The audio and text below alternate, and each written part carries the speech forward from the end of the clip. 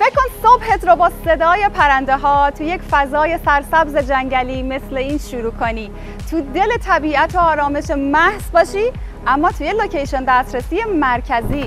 دور تا دور این پروژه فضای سرسبز جنگلی قرار گرفته و در عین حال 50% این پروژه به فضای سبز خصوصی اختصاص داده شده و همه واحدها اینجا منظره عالی از فضای جنگلی بهتون میدن.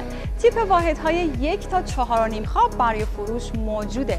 از امکانات رفاهی این پروژه عالی 3 صخر روباز، 1 صخر سرپوشیده، انواع زمین‌های بازی بسکتبال، فوتبال، تنیس و همینطور سونا، حمام ترکی، باشگاه ورزشی، سالن کنفرانس، همه این امکانات عالی رو میتونید توی این پروژه خوب داشته باشید.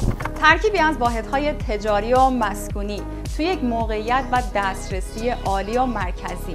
فقط 1 دقیقه تا مرکز خرید بزرگ وادی استانبول، فقط 20 دقیقه تا فرودگاه بزرگ استانبول و فاصلتون تا تنگه بوسفور فقط 15 دقیقه است. همه اینها دست به دست هم میده که این پروژه یک انتخاب عالی هم برای زندگی باشه، هم برای سرمایه گذاری.